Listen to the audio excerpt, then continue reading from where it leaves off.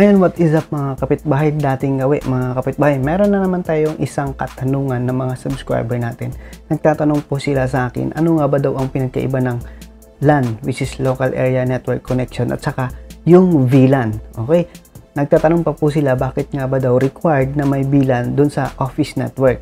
Dun sa mga company na malalaking company, bakit nga ba daw naka-VLAN? Ito, katanungan po to ng mga subscriber natin na mga baguhan lang pagdating sa network, tsaka gustong matuto maging network engineer, kaya nagko-comment po sila doon, nagtatanong sila, ano nga ba daw ang mga advantage kapag nakabilan ka, bakit nga ba daw required? Okay, so kung pwede ko daw i-explain ng konti kung paano yung traffic, how it flows kapag nakabilan or kapag naka-LAN. Paano nga ba nagsisend ng broadcast request ang mga device kapag nakabilan or naka-LAN. Okay? So yung ipapaliwanag ko ng konti sa kanila, isi-share ko sa kanila kasi nagtatanong po sila. Ito, disclaimer mga kapitbahay, no? Isi-share ko to sa inyo based dito sa aking mga natutunan at saka based dun sa mga experience ko pagdating sa mga pagsiset up. Okay? So hindi ako ganun kagaling, natuto lang din naman ako, pero willing to share, kaya isi-share ko dun sa mga tropa nating IT na mga baguhan. Okay? Let's go, pag-uusapan natin kung ano nga ba ang advantage ng LAN or ano nga ba ang advantage kapag nakabilan. Okay, paano nga ba sila nagwo-work? Okay, so mayroon tayong isang drawing dito or mayroon tayong diagram na ipapakita. Konting i-walk through ko lang para maintindihan po nila kung paano, bakit kailangan na mag-set up ng isang VLAN sa isang office network. Okay, ayan na nga mga kapitbahay, no? Saan nga ba daw madalas nakikita yung local area network connection? Ayan, ang example po niyan, like for example, sa bahay nyo, meron kayong switch, tapos yung modem router ng ISP nyo, tapos nakasaksak yung mga PC nyo or yung mga laptop nyo. Ayan, LAN connection po yan. From router to switch to PC mo, LAN connection po yan. Pero pag kunyari, from switch to Wi-Fi, so WLAN yung tawag ito, which is wireless LAN connection. Okay, saan nga ba madalas ginagamit ang VLAN? Okay, ang VLAN mga kapitbahay, madalas yan ginagamit kapag sa mga malalaking network niya. Okay, like for example sa office or sa mga company, basta sa mga company or sa mga malalaking office na mayroong maraming client or maraming computers na nakakabit doon sa kanilang switch. Yun yung mga gumagamit ng mga VLAN. Okay? Yun. Ang katanungan po nila is bakit nga ba daw kailangan naka-VLAN dito sa loob ng office network natin. Okay? So, ito mga kapitbahay, ipapaliwanag ko ng konti paano nga ba ang traffic nagfo-flow, yung broadcast traffic na sinesend ng every client PC na to kapag naka-LAN connection. Okay, so tandaan nyo, naka-LAN connection. For example, wala pa itong mga VLAN natin. Ito, i-explain ko ng sobrang basic based doon sa shortcut. Parang i-summarize. Okay, so paano nga ba, kunyari, itong PC na to, kunyari PC ko yan, magsisend ako ng nag-request ako. So, automatic kapag nag-request ka, like for example, may kukunin ka na file dito sa file server mo or may isi-send ka na file dyan. Okay, so automatic, magsisend ng broadcast traffic yan, yung PC na to, papunta dito. So, paano nga ba ang kanyang process kapag nag-send ako ng broadcast na ito? So, syempre, itong mga to, naka-auto-detect yan ng mga MAC address mo. Sobrang basic na explanation to mga kapitbahay kasi medyo mahaba kasi explanation yan kapag in-explain mo isa-isa. Pero ito, isi-shortcut lang natin. Kunyari, itong PC na to, nag-send ako ng broadcast. So, automatic, yung traffic dadaan dito. Kapag naka-LAN po yan, lahat ng device na available dito sa network, dadaanan niya. Like for example, pag naghagis ako ng isang bato, lahat yan pupuntahan niya sabay-sabay. Kumari, magsisend siya ng broadcast, imbis na kumari, isang bato lang ang ilalabas niya, marami siyang ilalabas kasi ikakalat niya. Pupunta siya rito, tapos pupunta siya rito, sabay-sabay, pupunta siya dyan, pupunta siya dyan, pupunta siya dyan, pupunta siya dyan, bago magpunta rito. So, lahat muna ng device na madedetect niya sa network, papadalaan niya ng traffic. So, dyan nagkakaroon ng network congestion. Kasi, syempre, for example, hindi naman ako nagsisend ng traffic. Like, kunwari, yung isang office mo, hindi siya nagsisend ng traffic. Pero, dahil nagsend ka ng traffic, may istorbo yung daanan niya. Like, uy, may papasok, imbis na wala. Okay, so magsasalubong-salubong. Like, for example, eto, nagsisend siya rito ng traffic. Or, ako naman, magsisend ako rito ng traffic. Pero, dahil nga, naka-local area network connection tayo, so ang traffic nun lahat ng mga device na to is parang lahat ng device sa tanungin niya. Like for example, uy, mayroon akong package. So lahat ng bahay, papadala natin ng sulat. So ang tatanggap nun, so siya pala ang may-ari nun. Parang ganun po yun. Bago siya makapunta rito, uy, si file server pala ang may kailangan nun. So si file server ang magtatanggap. Pero dyan pumapasok yung traffic congestion. Okay? So madalas, ito mga kapitbahay kung naranasan nyo ito, comment down below kayo kung naranasan nyo. Ito, naranasan ko to dun sa isang sideline ko, which is naka-LAN sila pero ang dami nilang computers. Hindi sila nakasetup ng VLAN. Tapos may isa silang file server. So, ang nangyayari ngayon, kapag nag-transfer sila ng isang malaking file from server to PC or from PC to server, nagda-down yung network nila. As in, bumabagal. As in, nag-high ping, tapos minsan putol-putol yung ping, nagkakaproblema yung connection nila. Dahil nga, lahat ng broadcast traffic nun, isisend niya sa lahat ng department or sa lahat ng, like, for example, itong IT department. Pag nag-send siya ng traffic, pupunta siya sa lahat dito. Lahat dito pupunta siya dyan. Bago niya sabihin, uy, para pala to dito sa isa na to. So, doon na siya pupunta. Pero, every time na mag-send ng traffic or ng broadcast papunta dito sa file server, lahat yan dadaanan niya muna. Okay? So, yan yung pinagkaiba ng naka-local area network connection lang. Okay? So, ang advantage kapag naka-VLAN ka is maliles yung network congestion or network traffic sa iyong network. Okay? So, proven and tested ko na ito mga kapitbahay. Kasi, ang nangyari sa kanila is pag nagtatransfer sila ng malaking files, sobrang bumabagal. Pero, ang ginawa ko is hiniwa-hiwalay ko.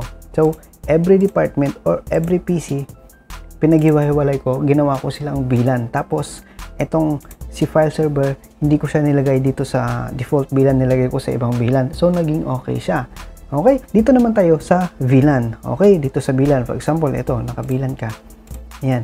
Paano nga ba ang traffic or paano yung broadcast traffic nagsisend kapag naka-VLAN segregate or naka-VLAN implementation ka? Okay? For example, ito mga kapitbahay. Etong si PC na to, kunwari, itong PC naka-set up na yung VLAN ko. Dito may VLAN, may VLAN, may VLAN, may VLAN. So, every switch, like for example, itong sales department, naka-VLAN 30. So, kapag nag-send ako ng traffic, kunwari, magre-request ako dito sa database server, so, automatic, ang traffic, dadaan siya dito, pupunta, diretso na siya. Kasi sasabihin niya, uy, dito lang yan, dito lang sa kanila kasi naka-VLAN yan. Okay? So, kunwari, kasi ito, VLAN 22. So, may restriction na siya. Hindi na siya pupunta dyan. Hindi na pupunta dito. So, dito lang siya. Sa isang area lang na to. Maliles yung congestion. Like, for example, pag nag-send ako ng traffic dito sa file server, diretso na siya. Hindi na siya dadaan kung saan-saan. So, ganun yung broadcast traffic nag-work kapag naka-VLAN ka. Kaya, maiiwasan mo na magkaroon ng network congestion or magkakaroon ng traffic congestion dito sa network mo. Okay? For example, eto, nagsabay kami mag-send. So, nag-send siya ng traffic papunta rito sa data server kasi may kukunin siya. So, ang gagawin niyan, dito na siya dadaan. Diretso na siya papunta rito. Ayan. Nakikita ba niyo yung mouse ko? Sana makita. Ito, basic. Sobrang dali na explanation to how it works. Okay? Tapos, maaaring nagsabay kami. So, sabay kami. Dito ako dadaan, pero dito lang ako dadaan. Diretso na ako doon. Siya dito. Hindi na siya dadaan dito. So, maliles na yung traffic or hindi na magkasalo sa lubong. Like, unlike na kapag naka-LAN connection ka lang tapos napakarami mong device, like for example, mag-send ako, nagsabay kami, so lahat yan, magsisendan lahat yan, lahat pupuntahan niya. So, magkakaroon talaga ng network congestion yon. Kaya, yan yung pinaka-the best na, kunyari, gumawa ka ng office, like, may scenario kasi yan mga kapatid. Kunyari, doon sa office nyo, hindi naman kayo 100 users, like, 30, 20, pwede na siguro na wala kayong VLAN implementation o hindi na kayo mag-VLAN.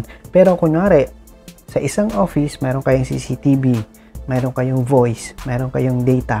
So, para sa akin pero usually recommended talaga to, dapat naka-VLAN ka talaga. Kasi, ang pinakamalaking kumain or mag-network congestion is yung CCTV. Kasi, malalaki talaga ang dumadaan doon or malaki yung upload, download ng network traffic mo kasi nga video yon, hindi siya normal data lang. Kaya kapag naka-CCTV ka, dapat nakabilan ka talaga para wala yung bilan. Like for example, may isa ka pang switch, copy, may isa ka pang switch, ito naman switch naman yan ng CCTV mo. So kunyari lahat ng network CCTV mo nakakunik dyan, kapag nag-send, kunyari nandito yung NBR mo, kunyari ay ma-switch din pala eh. Kuwari, nandito yung isa mo, mali, wait lang, ito na lang, copy. Kunwari, nandito yung NBR mo, so, kapag nag-send ng traffic yung mga CCTV, mga IP camera mo, lahat yan pupuntahan niya kapag nakalan ka lang. So, magko-congest talaga yun. Kasi sasabihin niya, uy, saan ka ba papunta? Wait lang, daanan natin to, baka dito ako. Tapos sasabihin na isa, uy, baka dito ako, ay, dito pala. So, magka-congestion talaga. Unlike na kapag nakabilan ka, kumari, bilan 40 to, automatic, dito na siya daan, diretso na siya doon. Hindi na siya mangi-istorbo dito sa iba kapag nakabilan ka. So, ganyan po yung advantage kapag nakabilan ka. Less congestion, less traffic, and smooth yung network connection mo kasi nga, parang ano yun parang nagkakaroon sila ng sarili nilang daanan or may mga restriction, oy, taga India ka, dito ka lang pwede, taga India ka lang eh, or taga Pilipinas ka, dito ka lang, parang ganoon.